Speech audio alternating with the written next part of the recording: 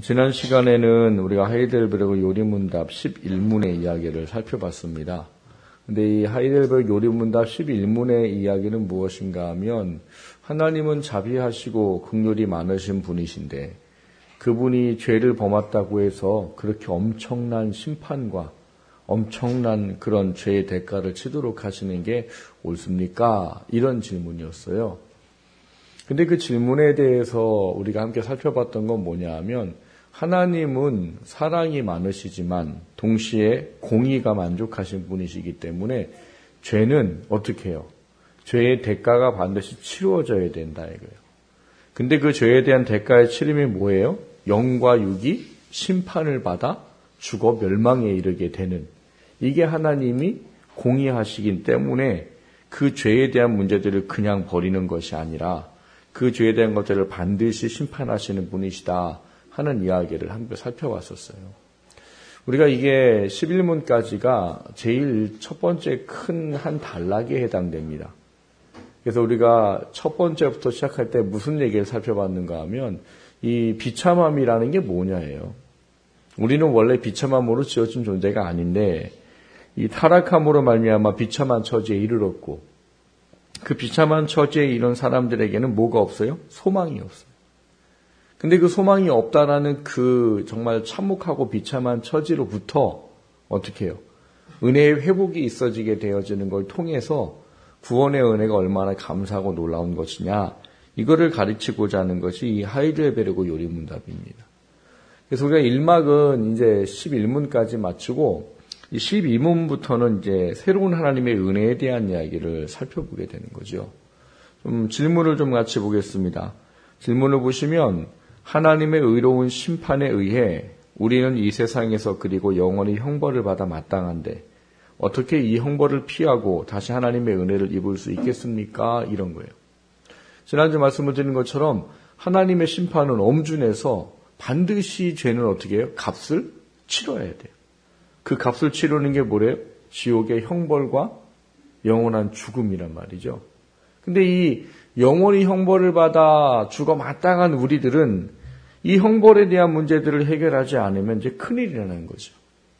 근데 이제 우리는 이 형벌을 어떻게 해결되어지느냐, 이런 문제를 이제 살펴보게 되는데 오늘 질문에서는 그럼 어떻게 이 형벌을 피하고 다시 하나님의 은혜를 입을 수 있겠습니까? 라는 이제 질문이 제시가 됐습니다. 답을 좀 보실게요. 같이 읽습니다. 하나님께서는 자신의 의의가 만족되기를 원하십니다. 따라서 우리는 우리 스스로든 아니면 다른 의에 의해서든 죄값을 완전히 치러야 합니다. 이게 오늘 우리가 살펴볼 이야기인 거예요. 하나님은 사랑이 한이 없으시죠. 그런데 공의도 똑같이 한이 없으세요. 그리고 그분의 공의는 완전하세요. 그래서 지난주 얘기했듯이 하나님은 의로운 분이라 죄를 그냥 묵과하시진 않으세요. 반드시 죄를 심판하시고 죄에 대한 값을 치르도록 하시는 게 하나님이시란 말인 거예요. 근데 이 죄에 대한 값을 치르는데 이제 우리에게 이제 중요하게 여겨지는 것이 이 형벌을 피하고 하나님의 은혜를 입을 수 있는 것이 뭐냐? 그게 여기서 나타나는 답이 뭐냐 하면 어떻게든 죄값이 완전히 치러지면 된다, 이런 거예요. 그러니까 죄값이 치러지면 죄에 대한 하나님의 그 엄준한 심판과 모든 형벌에 대한 것들은 해결이 된다는 거예요. 그게 여기서 말하는 하나님의 의가 만족되는 것이다 라고 말해요. 근데 여긴 두 가지 방법이 있다는 거죠. 하나는 뭐예요? 우리 스스로 해결하는 거. 그리고 또 하나는 뭐 누군지 상관없겠지만 하여튼 다른 이에 의해서 죄값이 치러지는 그걸 뭐라고 그래요? 대속. 요 두 가지가 우리가 죄의 값을 해결할 수 있는 방법이랍니다. 일단 첫 번째는 우리가 스스로 해결할 수 있대요. 여러분, 우리가 이 죄에 대한 것을 해결할 수 있는 방법은 뭐예요? 죄값을 치르는 방법은 뭐예요? 우리 스스로가 해결하는. 지옥 가면 돼요. 참 간단한 얘기예요. 우리가 값을 치르는 건 뭐냐? 지옥 가면 돼요. 그게 우리가 값을 치르는 방법이에요. 그러니까는 피할 수는 없어요. 어떤 누구도 이것에서 피할 수는 없어요. 그러니까 죄는 반드시 값을 치러야 돼요. 그게 하나님의 의의예요. 그 하나님의 의가 만족되기 위해서 우리가 할 수 있는 것이 있는데 우리가 스스로 해결을 하면 뭐 한다고요? 그냥 하나님이 세우신 법대로 우리가 지옥 가면 되는 거예요. 그게 우리가 해결할 수 있는 방법이에요. 근데 이 우리가 해결할 수 있는 이 방법이 어때요? 무지하고 힘들고 무섭고 두렵고 고통스러운 거더라는 거죠. 영적 성장을 하면서 이제 그런저런 얘기를 하게 되는데요. 부활에 대한 이야기를 좀 살펴볼 때가 있습니다. 근데 부활에 대해서 설명할 때 제가 그런 얘기 드려요. 여러분, 우리가 다 죽지요? 안 믿는 사람도 다 죽지요? 그럼 부활은 우리 믿는 사람만 하나요? 아닙니다. 안 믿는 사람도 부활해요. 또 한 분이 이러신다. 이건 또 뭔 소리야? 성경에 분명히 기록되어 있어요. 우리만 부활하는 게 아니에요. 요한계시록을 보시면 예수 믿는 우리만 부활하는 게 아니고 믿지 않는 사람도 부활을 합니다. 그들도 영원히 죽지 아니하는 몸으로 부활을 해요. 웃기죠? 아니 부활의 소망이면 우리만 있는 줄 알았는데 안 믿는 사람도 부활한대요. 이 영원히 죽지 않을 몸으로. 근데 그게 얼마나 무서운가 하는 문제인 거예요. 우리는 부활의 소망이 뭐예요? 이제는 썩지 아니하고 죽지 아니하는 몸, 흔히 사람들이 붙여준 별명처럼 얘기하면 부활체라고 말해요. 그 되게 그런 말 좋아하는 분들이 만들어내는 말이에요. 부활체. 부활체가 어떤 거랑 비슷하냐? 예수님이 변화산상에서 이 누구들을 만나시죠? 그때 몸이 어떻게 됐대요? 변화됐대요. 그래서 그 산 이름이 변화산이에요. 변화됐는데 이 변화된 이 예수님의 형체와 하늘에서 내려온 이 모세와 엘리야를 보면서 누가 정신을 잃었어요? 세 명의 제자들이 너무 황홀한 거예요. 그걸 보는 것만, 자기네가 변한 것도 아니고 그 변화된 건 보는 것만으로도 너무 황홀한 거예요. 그래갖고 그때 이제 예수님이 모세와 엘리야와 만나서 하신 얘기가 뭐였어요? 이제 당신은 곧 잡히시고 고난받고 죽으셔야 합니다. 이런 얘기를 했단 말이에요. 근데 이 사람들은 이런 얘기는 들리지도 않아. 뭐만 보여요. 이 너무 황홀한, 이 변화된 이 부활체라고 소위 말하는 이게 너무 황홀해가지고 뭐라고 얘기해요, 예수님한테. 여기가 좋사오니 여기다 초막 셋을 짓고 영원히 살기를 원합니다. 이런 얘기를. 그게 무슨 얘기예요? 정신 나간 얘기인 거잖아요. 무슨 얘기하고 있었는데. 스승이라고 말하는 그분이 이제 곧 고난과 환난과 핍박과 죽음을 받을 것이라고 얘기하는데 그게 너무나 대단하고 놀랍고 형용할 수 없는 변화된 모습이라 그런 정신 나간 얘기를 했단 말인 거예요.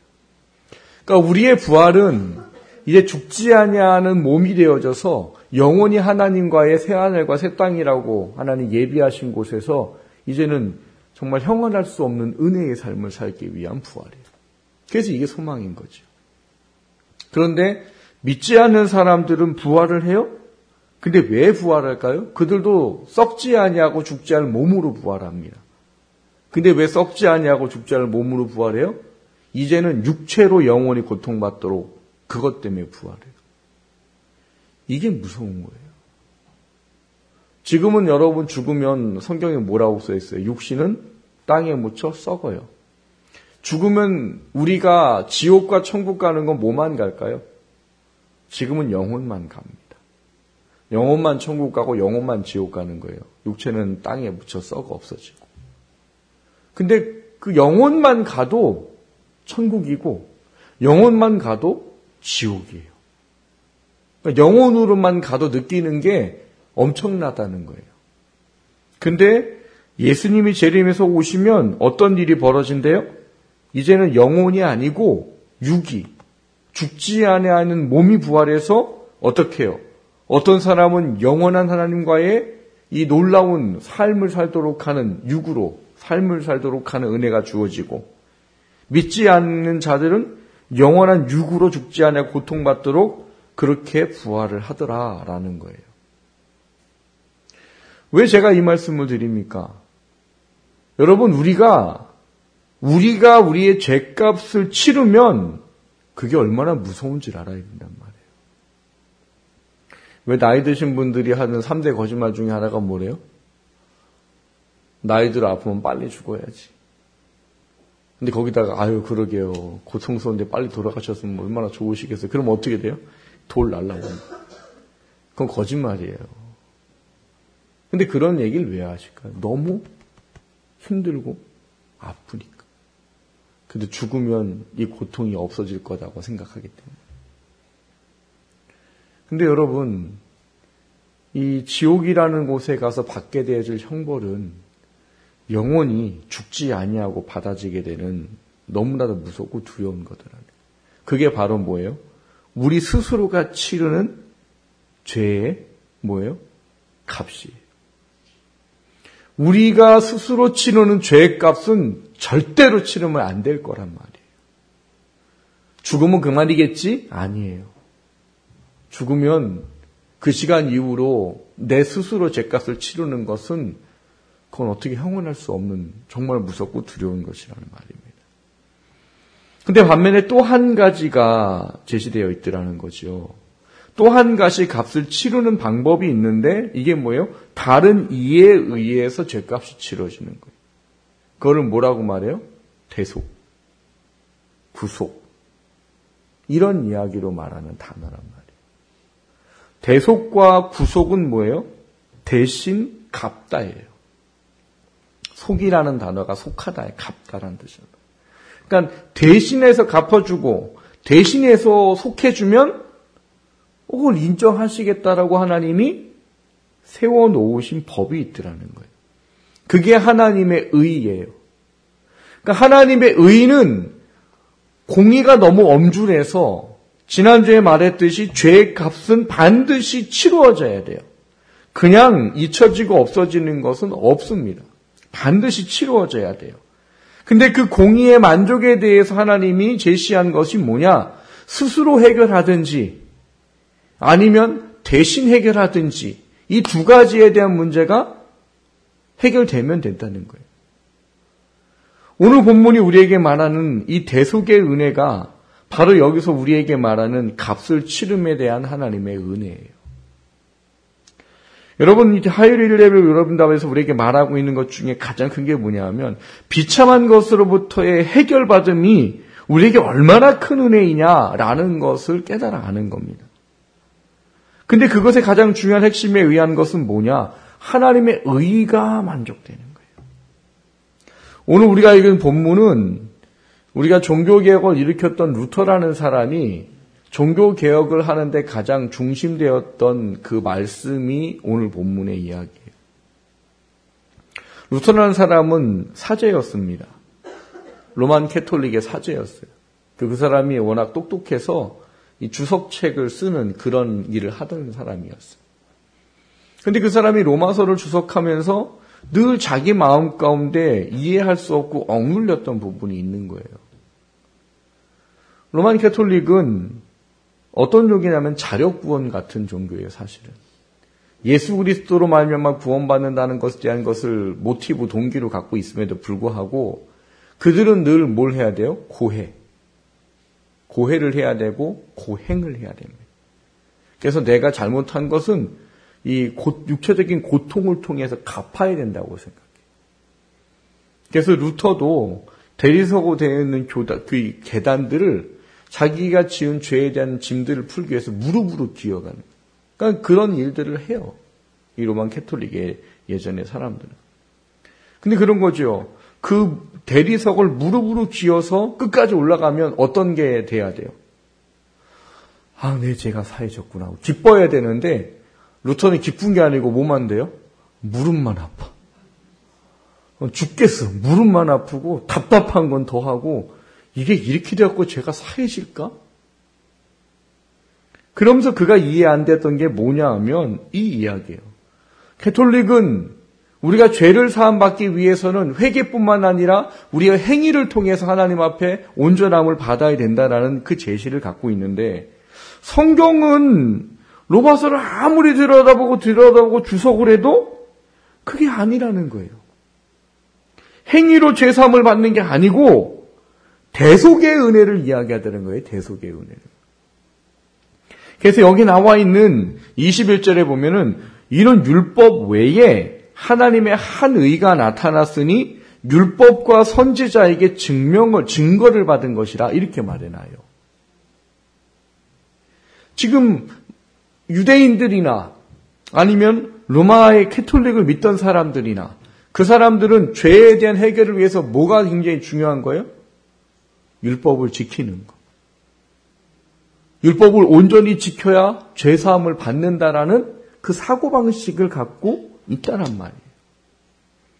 그래서 그거를 무지하게 지키기 위해서 막 여러 가지 애쓰고 노력하고 율법을 하나를 줬는데 거기에 막 69가지 지금 뭐 100가지가 넘게끔 그 하나 지키겠다고 부속적인 어떤 그 생활 지침들을 만들어가고 있단 말인 거예요. 근데 성경에는 뭐라고 말하느냐?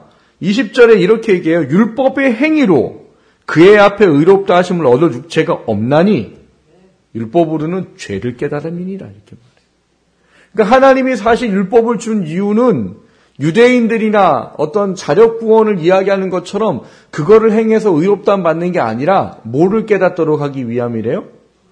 너가 죄인이라는 것을 깨닫도록 하기 위함이래요. 그러니까 율법의 기능 중에 하나가 뭐냐면 죄가 무엇인지를 깨달아 알고, 그리고 또 하나가 뭐냐? 절대로 우리가 그 죄의 값을 해결할 수 없다라는 것을 깨달아 알도록 하는 게 율법의 기능이에요. 그래서 오늘 여기 보면 그 기능에 대한 부분들을 제시하면서 21절에 말하는 게 이런 거예요. 율법 외에 하나님의 한 의가 나타났다. 근데 그 의가 뭐예요? 율법과 선지자에게 뭘 받았대요? 증거를 받은 것입니다. 율법과 선지자에게 증거를 받았다는 게 뭘까요? 여러분, 구약 성경에는 우리의 죄를 대속하도록 하기 위해선 메시아가 올 거다라는 것을 짧게는 적게는 40개, 많게는 45개 이상의 그 하나님이 예수님이라는 그분이 메시아라는 것을 증명하도록 하기 위한 예언들이 담겨 있다는 거예요.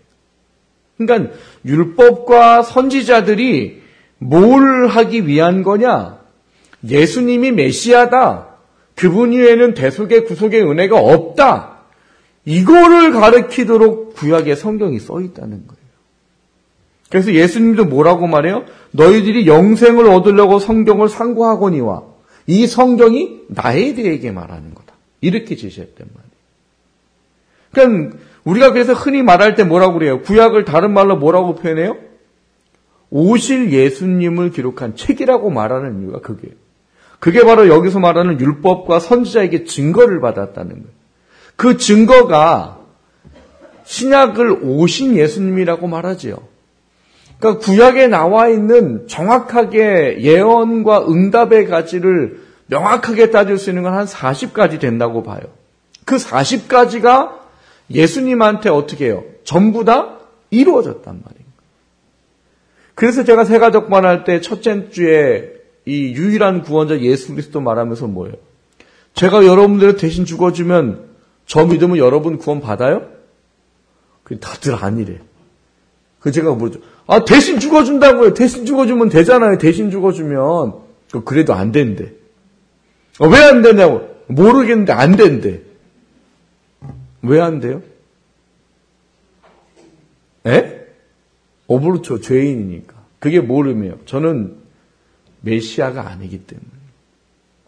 죄를 대속할 수 있는 자격이 없기 때문에. 그러니까 죄를 대속할 수 있는 자격은 구약에 예언되어진 것들 하나님이 지명하시고 지목하신 그 모든 것이 만족되어지는 그 사람만이 메시아인 거예요. 그게 예수님인 거예요.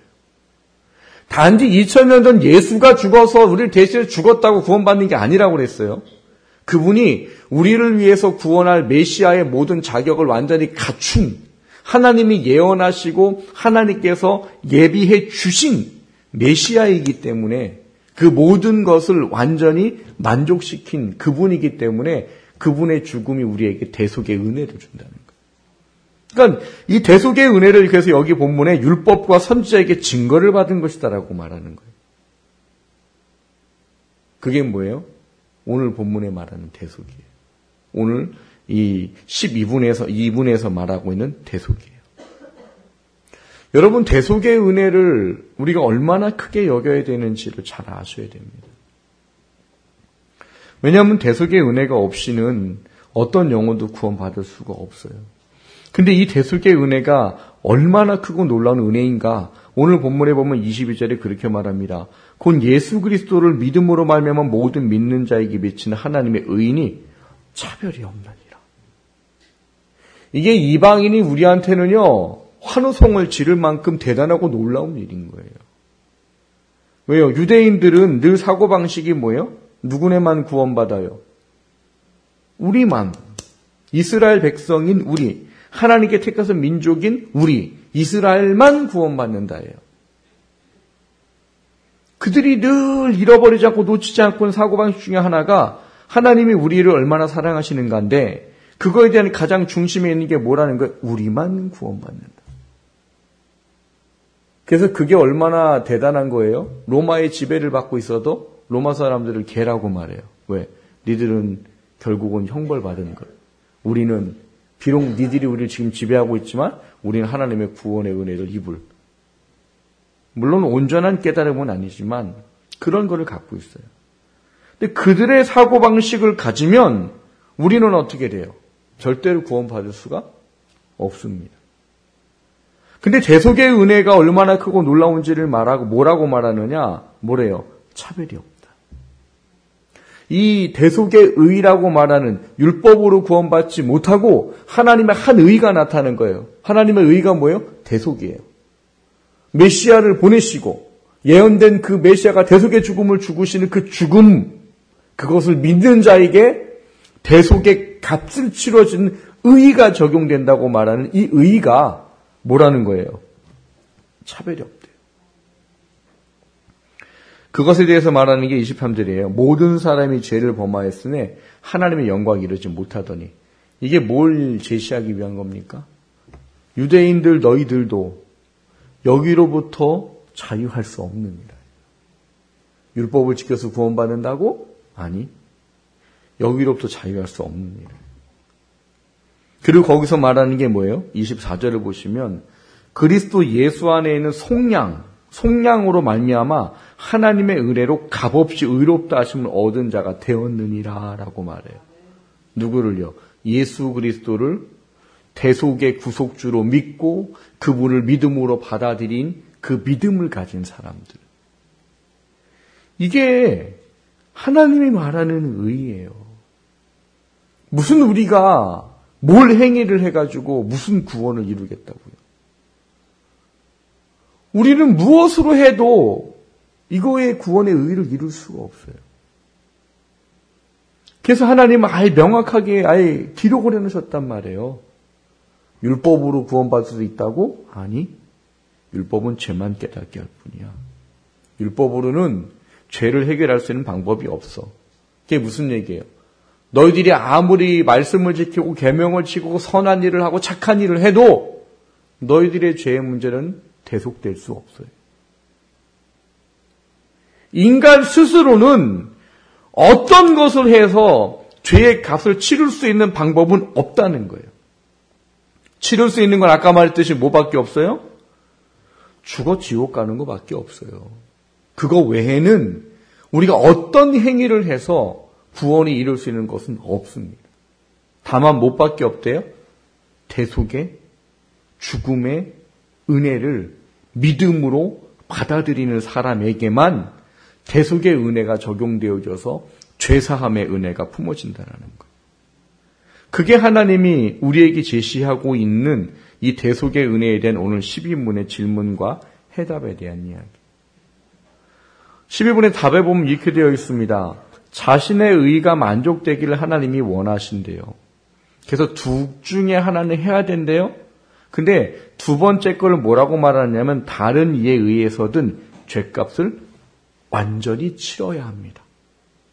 그러니까 죄값이 치러져야지만 영혼의 구원을 받는단 말이에요.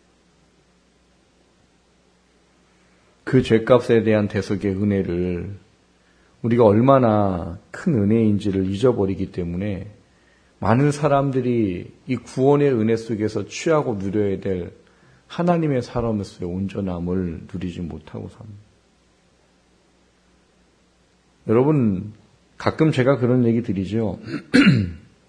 만일 우리가 치러야 될 값을 대속의 값으로 얻게 되어지는 이 구원의 은혜가 아니라 우리가 치러야 될, 지옥 가야 될 이 값을 다른 거로 치러서 구원을 얻게 한다면 과연 몇 명이나 구원받을까 하는 이 두려운 부분들을 보게 된다는 거예요. 여러분, 지옥이라는 데가 얼마나 무섭고 두려운 데예요? 거기는 구더기 한 마리도 죽지 않는다고 말하고 거긴 정말 가면 안 된다고 말하는데, 단편적으로 표현하는 게 어떤 거예요? 부자와 거지 나사로에 대한 이야기를 할 때 이 손끝에 물 한 방울만 찍어서 내 혀를 좀 서늘하게 해줘라. 근데 뭐라고 말해요? 안 돼. 그렇게 할 수 없어. 너는 이미 땅에서 좋은 거 다 누렸고 너에 대한 값이 치러지지 않았기 때문에 너는 거기서 그걸 치러야만 한다. 라는 제시를 하는 것이죠. 그러니까 이 지옥의 형벌은 너무나 무섭고 두려운 거예요.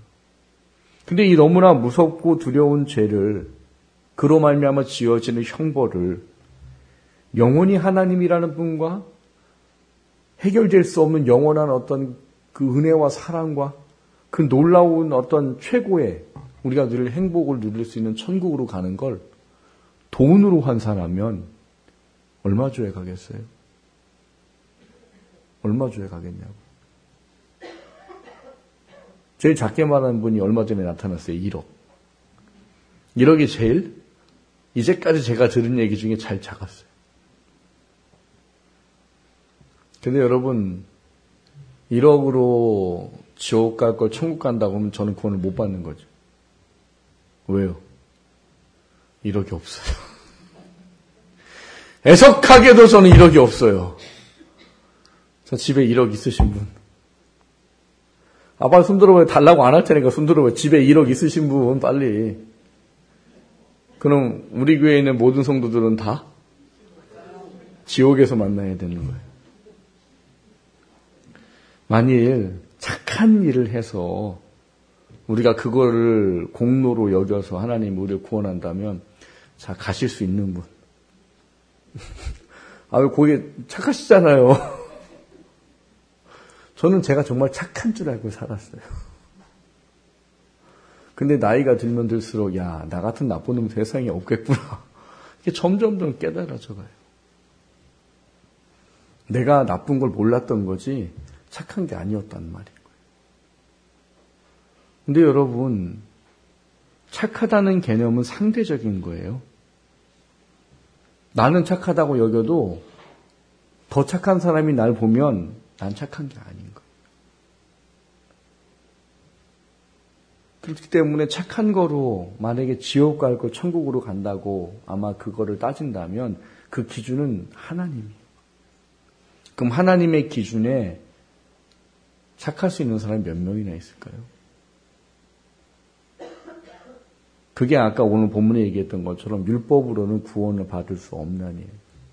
율법은 죄만 깨닫게 할 뿐이지 네가 그거 지킨다고 의로워질 수도 없고 지킬 수도 없다예요. 다른 어떤 것으로도 우리가 기억해야 될 게 뭐예요?